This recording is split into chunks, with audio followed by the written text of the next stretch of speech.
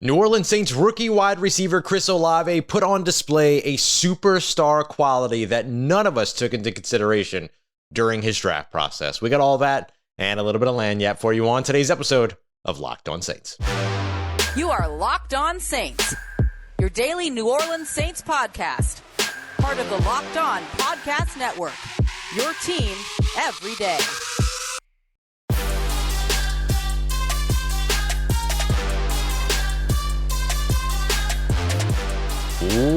What is good, Who Dat Nation and Who Dat family? Welcome into another episode of Locked On Saints, your daily podcast covering your favorite team, the New Orleans Saints, part of Locked On Podcast Network, your team every day. Thanks so much, as always, making Locked On Saints your first listen of the day every day. Don't forget that we're free and available on all podcast apps and on YouTube as well. And I'm your host, Ross Jackson, at Ross Jackson Nola on Twitter, your New Orleans Saints expert, credentialed member of the media.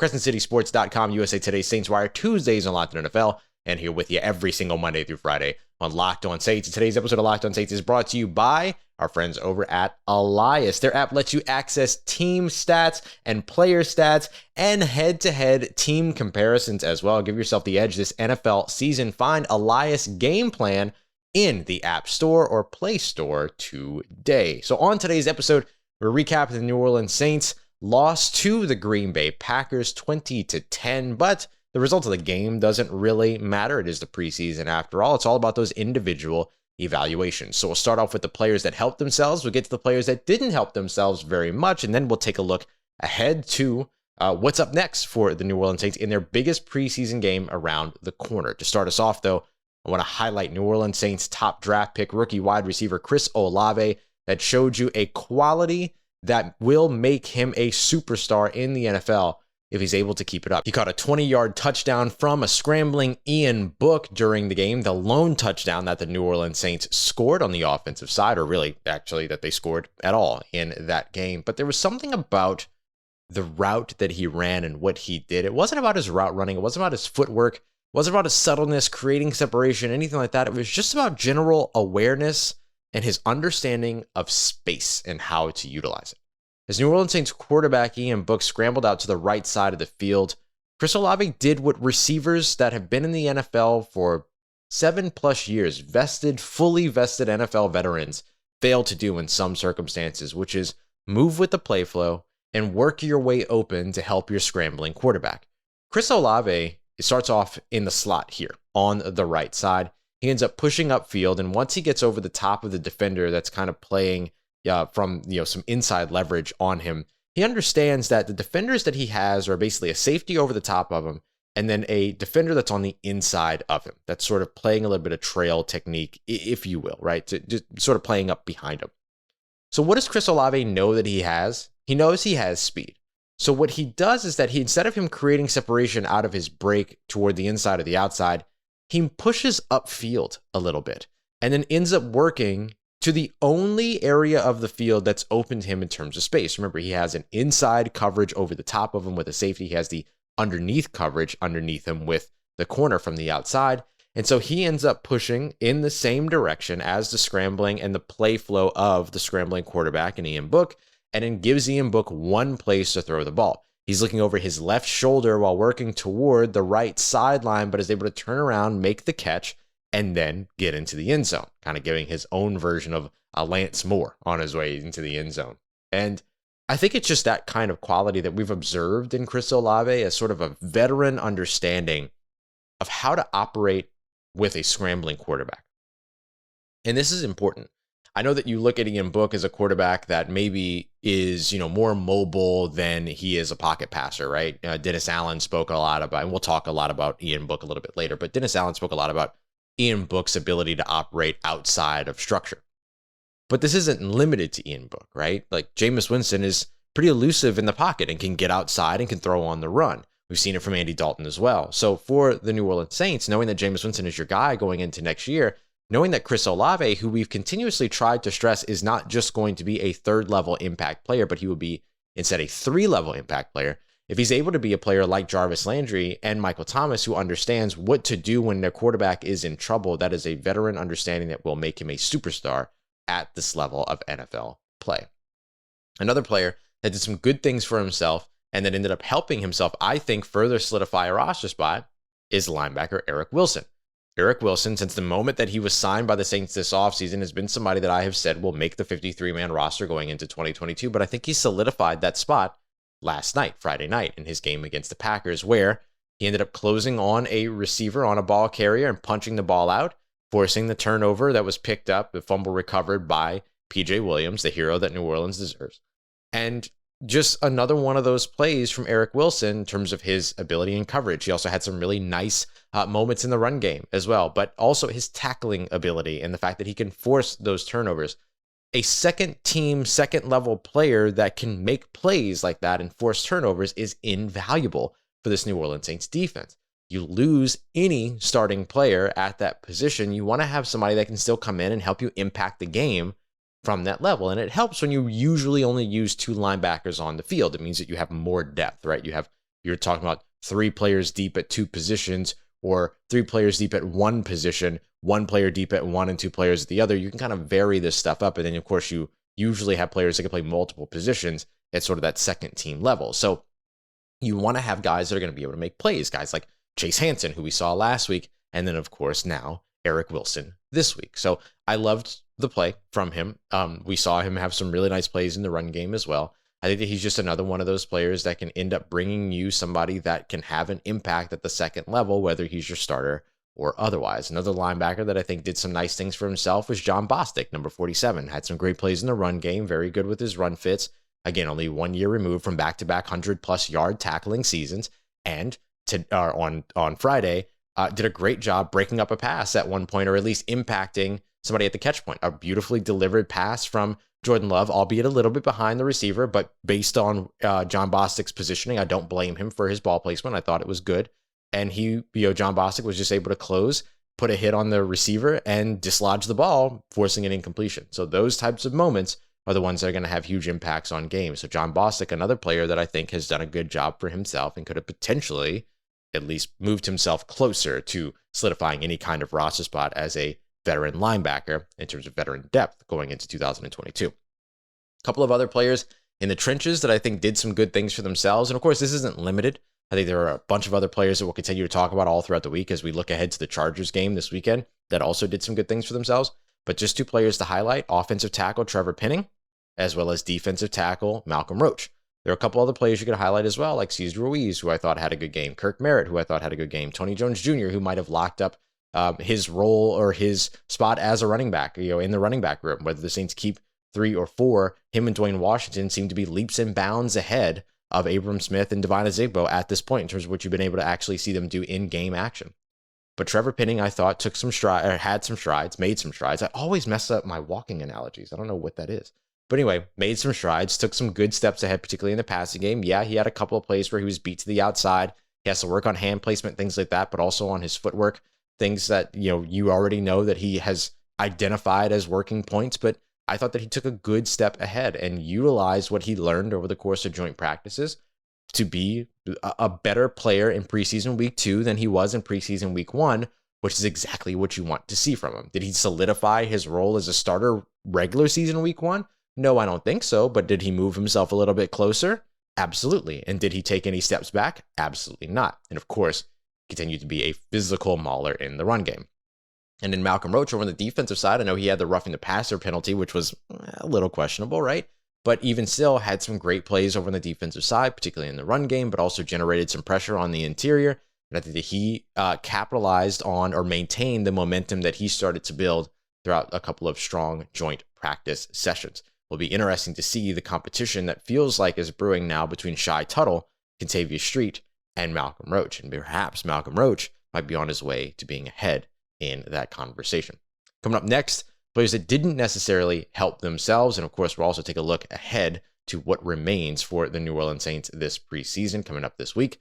Of course, the big thing is, did Ian Book pass the test that was in front of him on Friday night? I'll tell you the one moment that he definitely wants back. We got that coming up for you as we continue on with today's episode of Locked On Saints. But before we get to that, I'll tell you about our friends over at Dave. Hindsight is 2020. You can't change things that have already happened, but maybe you can do future you a little bit of a favor, including allowing future you to borrow a little bit of cash. You can do that now with the Dave app. Dave is a banking app where you can get up to $500 instantly with what they call extra cash. It's more money to fill your tank, more money to help you out with like a gift, maybe some birthday gifts, things like that. And of course, you have some outstanding bills that are starting to stress you out. You can get all of the help that you need from the Dave app without any of the hangups. For instance, there's no interest. There's no credit check required. Millions of people have already downloaded the Dave app and are using it the financial relief that they need with extra cash. So download the Dave app from the App Store right now. That's DAVE, like your favorite friend Dave's name. Sign up for the extra cash account so you can get up to $500 instantly. For terms and conditions, make sure you go to dave.com/legal. Transfer fees apply. Banking is provided by Evolve, member FDIC. Future you will thank you. All right, family. Thank you so much for making Locked On Saints your first listen of the day as we continue here on Locked On Saints. Don't forget that it's also Fantasy Draft Week here on the Locked On Podcast Network, so you can check out Locked On Fantasy Football, Locked On Dynasty Football for your top 10 position list to make sure that you're ready for your fantasy draft. You can find Locked On Fantasy Football, Locked On Dynasty Football on YouTube or wherever you get your podcasts. So now as we looked, or as we've discussed already, players that helped themselves, that did good things for themselves in this preseason game, this preseason loss to the Green Bay Packers, let's discuss the players that didn't necessarily help themselves. And I think, we have to start here with Ian Book, who had a big test ahead of him, but there's going to be one moment that that he immediately wants back, and that was that fumbled snap exchange. We've seen it 3 times now.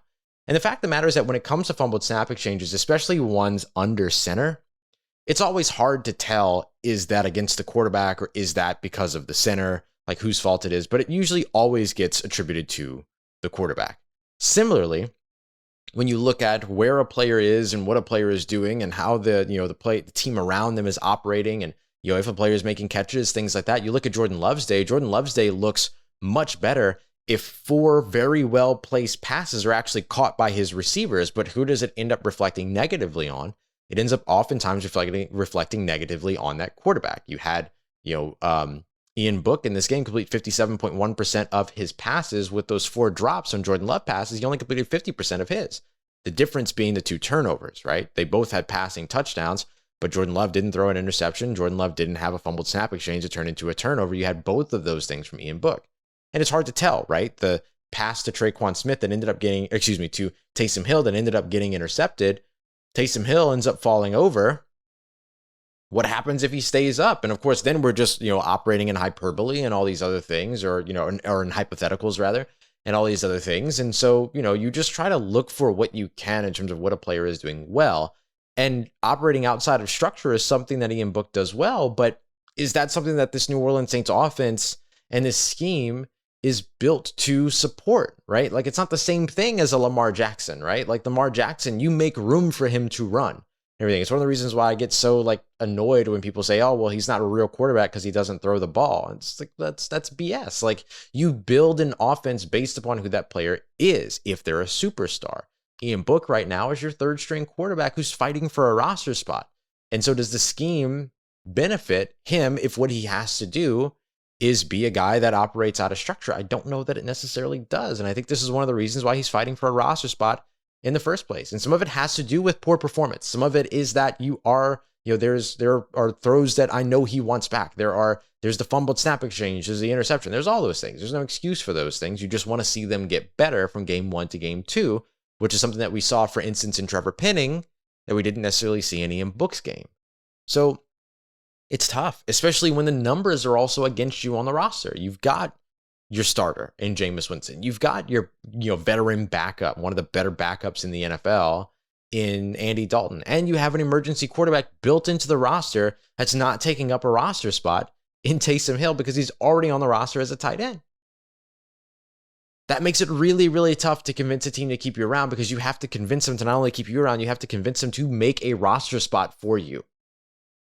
That's hard to do. And it's hard to do when you're having performances like what we're seeing so far in this preseason. And again, whether you want to hang those performances all on Ian Book, or if you want to give him a little bit of grace and say, well, if this player makes this catch, if this player doesn't fall down, if this thing doesn't happen, and then give him a little bit of, shine and a little bit of, a benefit of the doubt and stuff like that, it's still not enough. It's still hard because you're trying to create a roster spot, not just get them to keep you in one that's already there. That's hard to do. You have to have very, very good games. You have to, as Ian Book and I discussed at the Super Bowl, leave no doubt. And it's hard when doubts are already built in. It's already tough just because of the roster spot. Before you even get out on the field, it's hard. And then if you get out on the field, you have to leave no doubt. And we didn't really see that this week. Now he gets another opportunity, hopefully against the Los Angeles Chargers, but it might come few and far between depending upon how many snaps we see starters take. Do we see Jameis Winston on up against the Chargers? Do we see more Andy Dalton up against the Chargers? Are we going to see some KJ Costello? There were reports before the game that Ian Book was going to play the first 3 quarters and that KJ Costello was going to bring it home in quarter 4. Dennis Allen, though, after the game saying, no, our plan was to just look at Ian Book throughout the entire game. So you got 4 quarters of action there. Everything completed 57.1% of his passes, threw the interception, had the fumbled snap, did throw the touchdown to Chris Olave early. And he also led a nice 2-minute drill at the end of the game that, unfortunately, John Parker Romo comes in, or as I like to call him, Lil Tony. He misses the field goal on there. So you miss putting points on the board at that point. But even the thing that you feel like you can get from Ian Book, which were the late runs in the fourth quarter and things like that, you saw Danny Etling scramble for a 51-yard touchdown, LSU legend out there. So, you're seeing sort of what you can get with Ian Book, but as a whole, you need more. You need more. That's all that it is. You need more. And I don't know that he's going to be able to do enough to force the New Orleans Saints to create an entire roster spot. That's no slight against Ian Book. It's just hard. It's really, really hard. The other player that didn't necessarily do themselves any favors and also has numbers against them. So again, this is a situation where you end up having a lot against you, is wide receiver Tre'Quan Smith.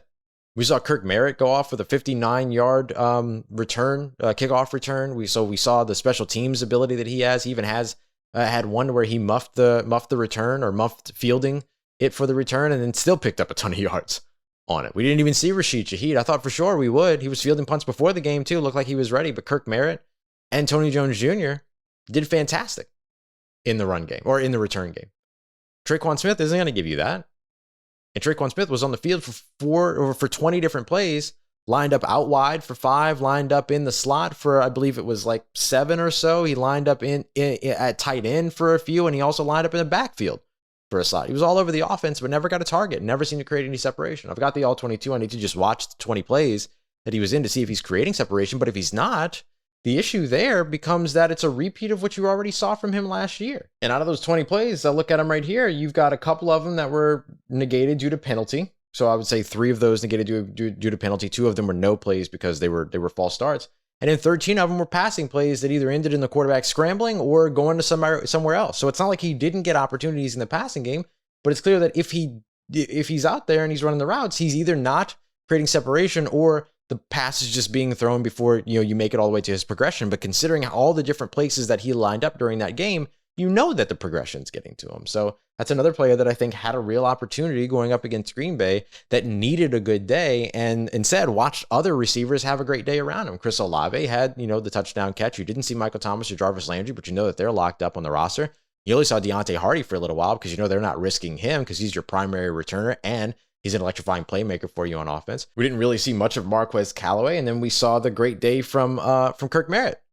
We even saw a big catch and run by Kevin White. I mean, like you have all of these players around you that are making plays, but you're not really able to get there right now, and I think that's gonna cause some issues for Tre'Quan Smith when it comes to trying to make the roster. He's got to be able to do the dirty work that Dennis Allen talked about. But if Marquez Callaway is doing the dirty work and also contributing, in the passing game, which he did last week, and all of last season, it just makes it tough. Like, it's tough. It's already tough. And that's one of the reasons why, I didn't do this as a good, bad, and ugly thing, because it's not really bad play. It's not necessarily ugly play. Like, all of preseason's ugly. It's supposed to be. It's preseason. But sometimes it doesn't take bad or ugly for you to not make a roster spot. It just takes not good or not as good as the other guys that are doing well, right? Like, sometimes it's entirely out of your control because the numbers are against you, and then the performance isn't there. And the only thing you can control is the performance, but the performance has to be up. All right, coming up next, what's up next for the New Orleans Saints as they get ready for the Los Angeles Chargers? Who are we expecting to see? Will we see more starters? What's all that going to look like? And we'll get to today's lanyap celebrating some special teams. Got all that coming up for you as we continue on with today's episode of Locked on Saints. We get to do that thanks to our friends over at BetterHelp. BetterHelp, again, it's not a crisis line. It's not a self-help line, anything like that. It is licensed therapy that you can do from the comfort of your own home from just a website or even from over your phone. I mean, they make it super, super simple. Life's full of all these kinds of like twists and turns, and it's important to show up for yourself throughout all of those. And BetterHelp helps you do that by giving you the help that you're looking for and making it easy to access it. You can do all of this stuff by like logging on anytime and sending a message to your therapist over your phone. You can also schedule video and phone sessions. If you don't even want to show your face, you don't have to. You could do it all over your phone. You get therapy every week, and it's super easy to access. You can do it from your laptop. You can do it from your phone, wherever. So with therapy, the thing that I like about BetterHelp is that you end up kind of finding the therapist. They help you find a therapist that's a good match for you. You answer a questionnaire. They pair you up with somebody. And if that person doesn't work, you can change for free. It's awesome. It's awesome. I mean, it's really, really good. And it's good for you too. So make sure you go and check it out. I've been doing therapy for a long time, for a while. And I've recently switched over to BetterHelp just because they make it easy. Make it easy and accessible. And sometimes that's what you need. Because sometimes you can admit you need the help, but other times it's hard to find the help. BetterHelp does not let that slip through the cracks. We have a special offer just for you. 10% off of your first month over at betterhelp.com/lockedonyoumatter. Okay. That's 10% off of your first month of online therapy at betterhelp.com/lockedon. Let's get it, Who Dat Nation. Wrapping up today's episode of Locked On Saints. Looking ahead now, there's 2 preseason games in the books. We'll continue to highlight some of the other positive performances. Trevor Penning had a nice day. We talked about him a bit, but we can go deeper into that. Cesar Ruiz also had some nice performances. So we'll dig in a little bit deeper to some of the other performances as we get into Monday, as well as looking ahead to the potential 5 roster cuts that would come up Tuesday afternoon. But for the New Orleans Saints here, what's next for them? So tomorrow they're back in New Orleans. They have the big fan open practice at the Superdome from about 3:30 to 5:30. So I'll be there for that, and we'll have a show for you after that. Probably just be one show, since it's gonna be too tight to do like a live show and then an extra show. But we'll do the Monday night show and then a Tuesday show as well. So it'll be all good. And that practice is going to be a fun one, but then they get back to the rest of the practice week before they, have to close off their preseason up against the Los Angeles Chargers, which will be the most important preseason game of the season, or of the exhibition schedule for the New Orleans Saints, because it's probably, when you get to that Friday night at 7 p.m., it's probably the time you're going to see the most starters that we've seen thus far. I don't know that we're going to see all of them, right? I don't know if they risk Jameis Winston. It'd be great to see him at least get like a series or something like that. He looked pretty good on Wednesday, running around and everything like that. It's just, why risk him in a game that he wasn't going to play in? Clearly wasn't going to play in. The Saints barely played any starters. Played like 5 or 6 starters in this game as a whole, and most of them in the trenches. And so for the Saints, this didn't make any sense there. But now going into that Chargers game, this is the most important preseason game for you, because you actually get to develop a little bit of rhythm. You get to break the shoes in a little bit here. Now you're going to open up the season against a familiar opponent in the Atlanta Falcons in Atlanta, which is good. It's a good situation for you to be in. You actually have 3 familiar opponents back to back to open up the season. So that helps maybe with a little bit of rust that you might have if you don't get to participate in the preseason and all that. But, it's give you an opportunity here. And it also becomes the last opportunity for a lot of these players that are looking to get jobs. Guys like, DeMarcus Fields, who's, played 51 snaps in that second preseason game. Guys like Kirk Merritt and Dejon Dixon and all these guys that are fighting for jobs, whether it be with the New Orleans Saints on their active roster, on their practice squad, or with some other team on their active roster or their practice squad. This is an important game for a lot of players. But a lot of the eyes publicly are going to be on which starters are going to play. So I don't know. Will you see Jameis Winston? Maybe. Will you see Michael Thomas? I wouldn't expect to see Michael Thomas. It'd be great, but I wouldn't expect to see Michael Thomas. But I think you'll see Jarvis Landry, who we didn't see in this last game. You'll see Marshawn Lattimore, probably Paulson Adebo, Tyrann Mathieu, Marcus May. Some of these players will get out there. Maybe a little bit of Demario Davis, maybe a little bit of Cam Jordan. So this becomes the really, really big preseason game. And it's at home too, which is going to be really cool. Saints don't get to open at home this year, so they'll be at home to wrap up the preseason before they get out on the road. And then they come back with the Tampa Bay Buccaneers week 2, which what a matchup that's going to be. Once Tom Brady gets back from filming The Masked Singer or whatever it is that he's doing. It's going to be a really, really fun week coming up for the Saints. And a lot of stuff's going to move. A lot of movement's going to happen. A lot of roster shakeups are going to happen. A lot of roster shakeups are going to take place, not only because you're cutting from 80-53 after that final preseason game, but you're also going to see some roster shuffling and things like that after the first week, because then salaries are non-guaranteed. So you see a lot of players sign after that time because it's easier for teams and all that stuff. So it's going to be really, really fun. I'm looking forward to keeping up to date with all of it here, but it's about to be the most important part of the preseason for the New Orleans Saints. Okay. The next piece that I want to go through here is today's Lagniappe, because we got to see some fun stuff last night on special teams. So today's Lagniappe is simple. Will Lutz put a lot of Saints fans at ease with his 59-yard field goal. And you also saw a little bit about Dennis Allen's decision-making there as well. So Will Lutz marches out. First quarter is about to come to an end. The Saints are in field goal range. Will Lutz field goal range, 59 yards. Wind's blowing one direction. At the end of the quarter, what will happen is that as the second quarter begins, the teams will flip the field, they reverse the field. So if you're going from, let's say, north to south, from one end zone to the other end zone, then you're going to reverse there and you're going to start going from south to north, going to the opposite end zone as you change quarters. They do this, they do that as they alternate and change quarters. So Dennis Allen calls a timeout at the end of the first quarter, wasn't actually awarded that timeout, raised all kinds of commotion to make sure that he got that timeout, gets the timeout, ensures that Will Lutz gets the kick with the wind at his back that way, as opposed to kicking against the wind. And then Will Lutz just knocks through a casual 59-yard field goal. Will Lutz's career long is 58 yards. He just booted a 59-yard field goal. It looked like he had a lot more leg on it. Now, the wind probably helped with that and everything, but he did it pretty comfortably. So all of that anxiety that you felt every time that you saw a different quarterback, which you got to feel again later when John Parker Romo or Lil Tony missed his field goal, right, in close range, it's all gone at this point. I mean, look, Will Lutz probably isn't going to be perfect in 2022. Kickers very rarely are perfect when it comes to their entire season. But you're going to feel a lot better seeing number 3 go out there to boot a field goal. You're going to feel a lot better about it. And I'll tell you what, you're also going to feel a lot better knowing that Blake Gillikin is booting 81-yard punts. He's sending punt returners running backwards to go and field punts. You saw a lot of really good special teams play from the New Orleans Saints in this game. You would have loved for, there were a couple of times where players were in position to make some tackles as gunners, missed the first one, got the second one, things like that. We saw that last week too with Kevin White a couple of times. You'd love to see that get a little bit better, but you also don't have, your JT Gray out there doing it over and over again, right? You're cycling through guys, you're getting a look at a bunch of other guys, stuff like that. So, you forgive that for the preseason, but in terms of having your field goal kicker there, in terms of having your punter there, and in terms of having what feels like 4 or 5 different kick returners or punt returners that you can try out and take advantage of, you're feeling a lot better too if you're a New Orleans Saints fan, knowing that special teams can win you a pair of games every season. And the Saints might have one of the best units yet again going into 2022 with everyone healthy.